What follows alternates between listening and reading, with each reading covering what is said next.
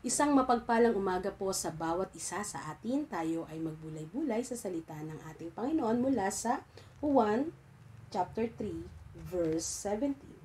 Isinugo ng Diyos ang kanyang anak, hindi upang hatulan ng parusa ang sanlibutan, kundi upang iligtas ito sa pamamagitan niya. Ang ating Panginoong Hesus ay isa lang ang purpose ng kanyang pagdating. Ito ay maghatid ng kaligtasan sa sanlibutan. Tayo ay bahagi ng sanlibutan at tayo ang sanlibutan. Na kung saan itong sanlibutan na ito ay nilikha ng Diyos. Subalit ito ay nababahiran ng iba't ibang mga bagay na sumisira sa ating pagtitiwala at pananampalataya sa Panginoon. Ano ba ang meron sa sanlibutan? Sa sanlibutan, yan yung mga injustice. Nandyan yung mga hindi pagkakapantay-pantay. May discrimination. May bullying. Iba't ibang mga bagay na sumisira sa buhay ng tao. Subalit tayo bilang tao ay hindi tayo hiwalay sa sanlibutan. At hindi natin sasabihin na como Kristiyano tayo, hiwalay tayo sa mundo. Hindi mga kapatid. Tayo ay bahagi ng sanlibutan na ang nais ng Diyos maranasan natin ang kanyang pagliligtas.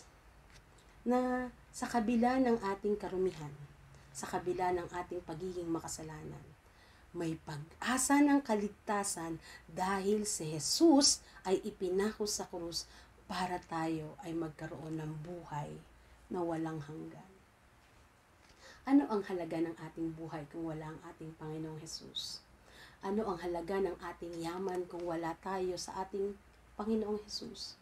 Ano ang halaga ng lahat ng meron tayong tinatangkilik kung tayo ay walang Jesus sa ating mga buhay? Ang lahat ng bagay ay nagkakaroon ng kahalagahan, nagkakaroon ng kahulugan kung si Kristo, kung ating Panginoong Jesus, ang dahilan at susi ng lahat ng ito. Kaya mga kapatid, ano ang tinatangkilik mo ngayon? Ano ang meron ka sa buhay mo ngayon? Ano ang nagpapasaya sa iyo ngayon? O maaaring ano ang nagpapabigat sa iyong puso?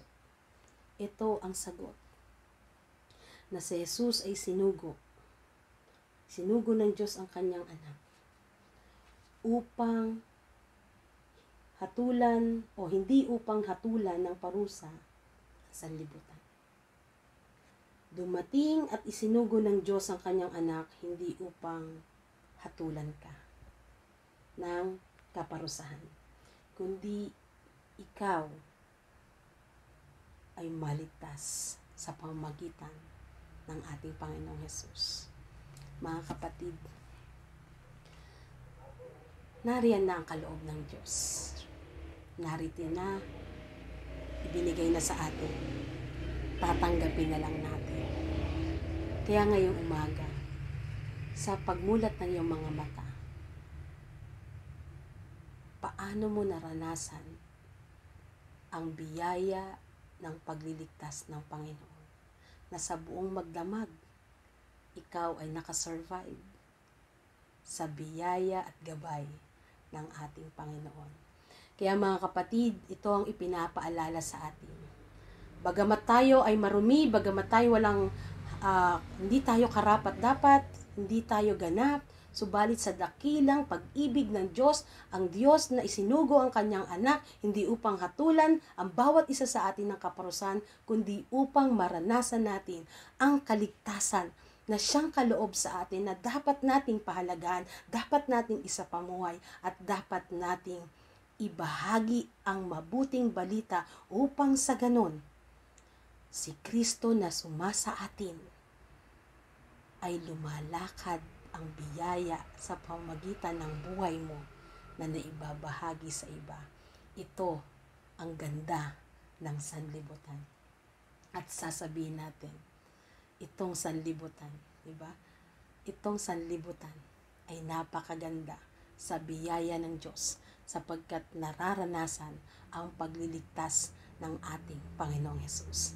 Muli, ibahagi natin si Kristo upang ang lahat ay makaranas ng kaligtasan, sapagkat ikaw at ang bawat isa ay iniibig ng Diyos. Tayo manalangin.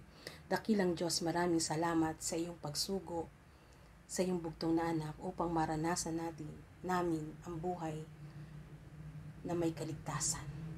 Patatagin mo ang aming pananampalataya, patatagin mo ang aming buhay, ang aming pagsunod sa inyo, at gamitin mo kami bilang instrumento ng mabuting balita na nagpapahayag ng may pag-ibig at kagalakan, ng may pag-asa at kapayapaan. Kaya pagpalain mo po ang bawat isa, sila mga nakikinig, sila mga nakasubaybay, sila na maaaring hindi nila napapakinggan ang devotion na ito, abutin niyo po sila ng iyong makapangyarihang kamay. Abutin niyo po sila ng iyong dakilang pag-ibig. Maraming salamat po, O Diyos.